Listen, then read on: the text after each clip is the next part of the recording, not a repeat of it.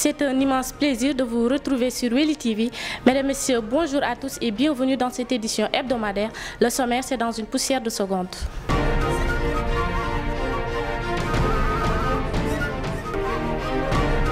À la une de cette édition, le commandant de la zone militaire numéro 4, colonel Boubacar Touré, a réaffirmé lundi la nécessité pour les forces de défense et de sécurité de travailler de manière conjointe pour faire face à la menace terroriste. Toujours au menu de cette édition, la coalition And Ligue Sunyugor a investi son candidat.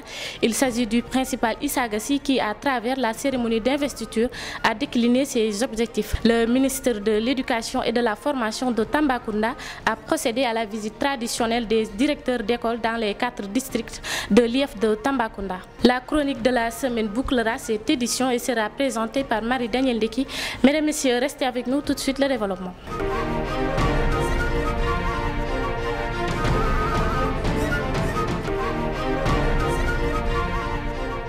Merci de vous informer sur Weli TV. Mesdames et messieurs, comme annoncé en titre, le commandant de la zone militaire numéro 4, le colonel Boubacar Touré, a réaffirmé le lundi la nécessité pour les forces de défense et de sécurité de travailler de manière conjointe pour faire face à la menace des terroristes, au grand banditisme transfrontalier et au trafic divers dans les zones frontalières. C'était lors de la journée des forces armées. Un reportage signé Boubacar Ndiaïba et Mamdiara Boussamar. Initié pour récompenser le courage et le dévouement de personnel militaire des forces armées victimes de blessures ou d'accidents graves au cours des opérations militaires, la journée des forces armées a été célébrée ce lundi 8 novembre à Tambacounda en présence de toutes les autorités administratives, militaires et politiques.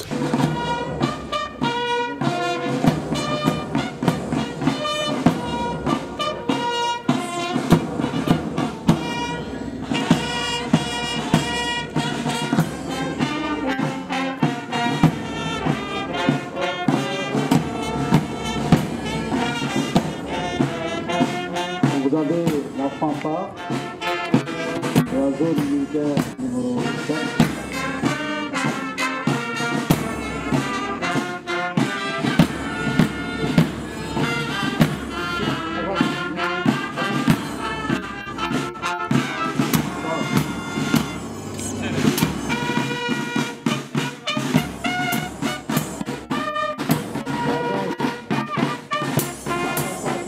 De par le président de la République, vous reconnaîtrez désormais pour votre chef, le chef de bataillon Mohamed Moustapha Diaw, ici présent. Et vous lui obéirez en tout ce qu'il vous commandera pour le bien du service, l'observation des lois, l'exécution des règles militaires et le succès des armées du Sénégal. La République a pensé vouloir dédier une journée aux forces armées en reconnaissance de leurs activités permanentes, de leurs efforts permanents. Et c'est pourquoi cette journée se célèbre annuellement au niveau des armées, c'est-à-dire l'armée nationale, la gendarmerie et les sapeurs-pompiers. Au niveau de la région de Tambacounda, le thème de cette année, Forces armées et résilience nationale, en fait, c'est pour renvoyer à cette pandémie qui, presque depuis 2 ans, est en train en fait, de faire subir à tous les pays quand même de très lourdes conséquences sur tous les plans. Et cette journée permet aussi aux forces armées, aux forces de défense et de sécurité, je dirais, pour en fait communier avec les populations.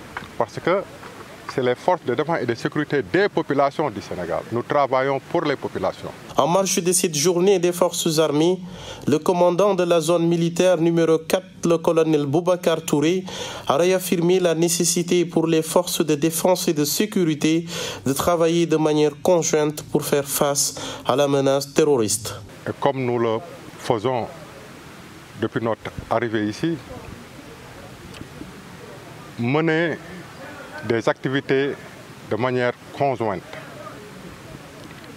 C'est pourquoi, pour cette activité aussi, nous avons élargi au niveau des autres forces de sécurité, à savoir les douanes, la police et le parc national, pour souligner cette nécessité d'intégration au niveau de la région de Tambacounda, région, comme vous le savez, qui fait frontière au Mali, où sévissent des groupes armés terroristes. Et dans notre région voisine Caille, ces groupes armés sont de plus en plus signalés pour dire qu'ils se rapprochent de plus en plus.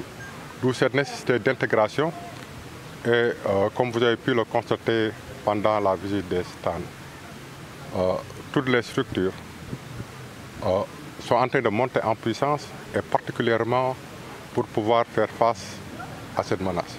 Rappelons que le gouverneur s'est félicité de la bonne organisation de l'événement avant de magnifier le rôle tant joué par les forces armées pour la stabilité du pays. Merci à Boubacar Ndiaïba. Toujours dans cette édition, le ministre de l'Éducation et de la Formation de Tambacounda a procédé à la visite traditionnelle des directeurs d'école dans les 4 districts de l'IF de Tambacounda.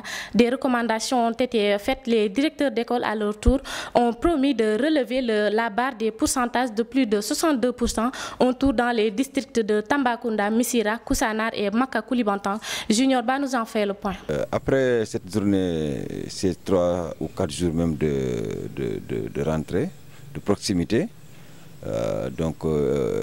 vu le partage aussi du document d'orientation de l'éducation et de la formation de l'IF de Tamba, alors les cantines scolaires, n'est-ce pas, pour cette année, vont se dérouler certainement durant la fin de ce mois de novembre. Alors, pour cette année, il y a eu quand même de nouvelles initiatives qui ont été prises par le PAM, le Programme alimentaire mondial. Donc, à savoir, par exemple, aller vers des bons numériques. Donc, c'est-à-dire qu'à partir de ce moment, on ne va donner l'argent que CGE, qui vont aller faire, à partir de ces transferts électroniques, aller dans les banques certainement pour retirer leur argent. Alors, l'autre initiative aussi, c'est surtout la réactualisation des données. Ils ont demandé aussi la réactualisation des données, pour que chaque école puisse donner, les effectifs nouveaux. Donc le bilan est tout à fait satisfaisant. Vraiment, c'est quelque chose que nous avons trouvé ici sur place et qui est en train d'accompagner les performances scolaires.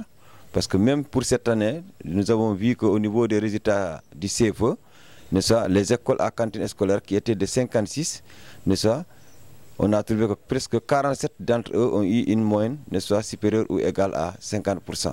Donc le bureau est ouvert aux enseignants, à la communauté, surtout les directeurs d'école. Et nous les demandons tout simplement d'être très vigilants par rapport à cet intrant pédagogique. Parce que vous savez que c'est un intrant parce que ça entre dans vraiment la protection des enfants. Pour la santé aussi, vous savez qu'il y a la campagne de distribution de masse de médicaments qui se déroule souvent au mois de décembre. Mais dès à présent, les dispositifs ont été pris parce qu'on a reçu même une circulaire, qui va dans le cadre de la sensibilisation des enfants au niveau des écoles. Et en ce moment aussi, nous avons essayé de dérouler des leçons de vie. C'est le 12 aujourd'hui que nous allons dérouler ces leçons de vie. Alors, dans toutes les classes, de façon synchronisée. Et c'est pour impliquer davantage les enseignants, à la santé de ces enfants-là. Puisque souvent, vous voyez que quand un enfant est malade, il ne vient pas pendant 12 jours, ça peut vraiment avoir des incidences au niveau de ses performances. Toujours au micro de Zignorba, après 30 ans de service dans la même école, la communauté de Dar Salam, en partenariat avec les parties prenantes, ont décidé d'organiser une cérémonie de vin d'honneur, prétexte pour remercier le doyen Diédiou pour ce qu'il a fait dans cette zone. Les populations se désolent de le voir aujourd'hui admis à faire valoir ses droits à une pension de retraite. Vous êtes désormais à l'effigie des héroïnes de notre glorieux passé, des femmes de Dar. Je remercie aussi tous les collègues qui, de loin comme de près, ont contribué à la réussite de cette cérémonie et à ceux qui se sont déplacés pour venir assister à cette cérémonie. Je leur dis merci. Merci également pour tous les collègues qui ont accepté de venir vraiment honorer leur présence vraiment à cette cérémonie. Je le remercie beaucoup. À ma famille, à mes parents qui ont accepté de m'accompagner, je leur dis merci beaucoup. Et pour terminer, j'ai une pensée très pieuse pour les collègues qui ont servi dans cette école. Mais malheureusement, qui ne sont plus de ce monde. 3 semaines. Et je dirais que Feu Mamadou Lamine Tamba a beaucoup tenu à la réussite de cette journée. Semble-t-il qu'il a été le premier à verser sa contribution vraiment pour la réussite de cette cérémonie. Il aurait bien voulu venir assister à cette fête, mais Guy en a décidé autrement. Qu'au Firdausi soit leur dernière demeure. À la communauté éducative de Dar Salam, je vous dis grand merci. Au revoir. Au revoir. Et au revoir. Merci beaucoup à Junior Ba. Mesdames et messieurs, comme annoncé en titre, la coalition And Liggéey Suñu Gox a investi son candidat. Il s'agit du principal Issa Gassi qui, à travers la cérémonie d'investiture, a décliné ses objectifs. Son objectif actuel est de mettre tous les dispositifs en œuvre pour avoir le maximum de suffrages afin de changer la commune de Tambacounda. Nous l'écoutons au micro de Moussa Sarr. Je m'appelle Issa Gassi, plus connu sous le nom de Dorossi. Je suis principal de collège et je suis candidat à la candidature de la coalition And Liggéey Suñu Gox. Je tiens d'abord à remercier notre équipe qui a bien voulu porter son choix en ma modeste personne. Nous sommes très conscients de ce que nous avons en face de nous. Dieu merci, ce n'est pas pour la première fois que nous nous présentons à des élections. Et Dieu merci, nous avons une équipe très fraîche et des jeunes très dynamiques qui nous entourent. C'est la raison pour laquelle nous sommes très confiants. Et je pense qu'avec la proximité, avec l'approche que nous avons utilisée, nous pensons bien que nous pourrons gagner la confiance des populations pour qu'au soir du 23 janvier, que nous disions la victoire est à nous. L'arrêt collectif et national de production de pain qui a eu lieu les mardis, mercredis et jeudis au Sénégal est une décision qui intervient après l'arrêt de production de farine des 7 meuniers du Sénégal prise il y a quelques jours. Dès lors, les populations se sont ruées vers le tapalapa, le pain traditionnel cuit au feu dans un four en banco. Nos reporters ont fait le tour de la ville pour les nouveaux adeptes du tapalapa. L'arrêt collectif et national de production de pain qui a eu lieu les mardis, mercredis et jeudis au Sénégal est une décision qui intervient après l'arrêt de production de farine des 7 miniers du Sénégal prise il y a 6 jours. Bon, grève, nous avons commencé, je pense qu'il y a de cela 4 jours. 4 jours. On avait décrété 72 heures. Nous avons renouvelé, mais par la suite, hier soir, nous avons rencontré avec le ministre de la Fédération DEM. Bi demee am na maanaam turé nañ terrain daanaka daal ba lever le mot d'ordre de grève bi pour boulanger yi demaat liggéey. Population bi moom xanaa di leen masawu coono parce que vraiment sonn nañ trop si kii bi mais loolu lépp boo gisee gars yi di ko def tamit ñun population bi lañ fi nekkal. Dès lors, à cause du manque de pain, le malheur des uns fait le bonheur des autres. Donc comme il n'y en a pas, c'est pour cela que ça augmente comme ça. Non, c'est début de riz seulement que comme il n'y a pas de pain, c'est pour cela que ça augmente l'argent seulement. waaw léegi gis nga brochette la jaay mais dama jaay buru ak dibi mais su fekkee léegi garab yi loolu moo tax brochette bi amul benn jëriñ léegi gis nga su fekkee buru bi am na kay mais léegi kay affaire bi day dox mais léegi buru bi amul quoi loolu moo tax tapalapa rek lay jënd mais su ma jëndee benn tapalapa 125 su ma fi mu jaay ay 150 gars yi du nangu quoi. Toutefois, le tapalapa est devenu plus utile et consommé puisqu'il est le seul pain disponible sur le marché, bien qu'il ne soit pas recommandé par les boulangers. Non, tapalapa amul ku koy def parce que li war mburu li ñu defaree mburu carrément ñoom amuñu ko.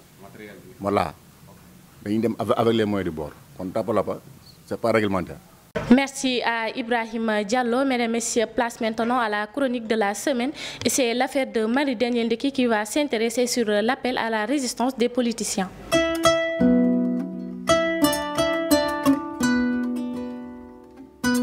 Au Sénégal, les moins de 20 ans représentent plus de la moitié de la population et sont très impliqués dans les manifestations contre le gouvernement. La quiétude de Dakar a été une nouvelle fois bouleversée.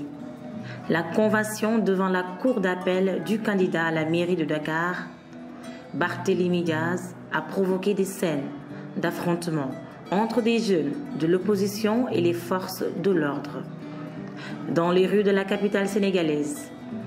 Avec ce nouveau appel à manifester de l'opposant Barthélémy Diaz, de nombreux jeunes Sénégalais se sont joints à lui et à l'opposition Sonko pour exprimer leur colère.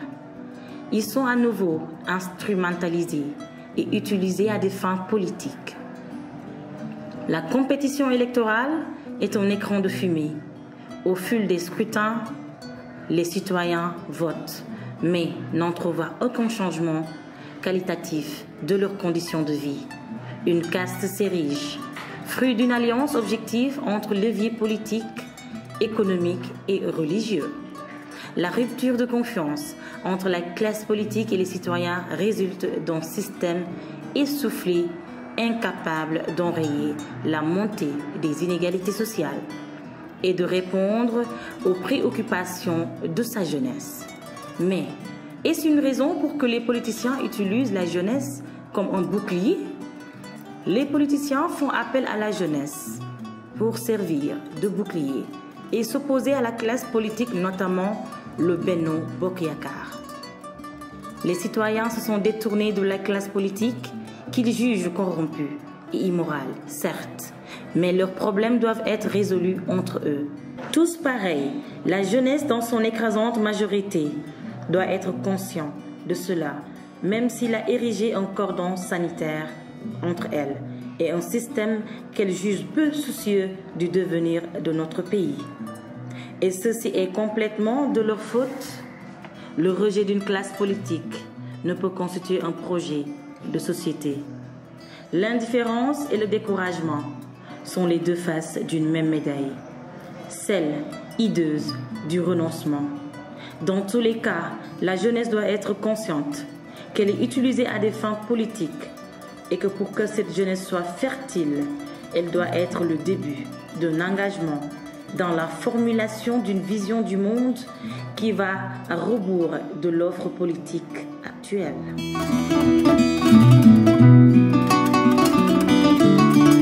Merci à Marie-Danielle Ndeki. Mesdames et messieurs, voilà qui met fin à cette édition hebdomadaire. Merci de l'avoir suivi et merci de votre fidélité. Merci également à l'équipe technique et rédactionnelle qui ont participé à la bonne réalisation de cette édition. Rendez-vous à la prochaine pour un autre tour de l'actualité du Sénégal oriental.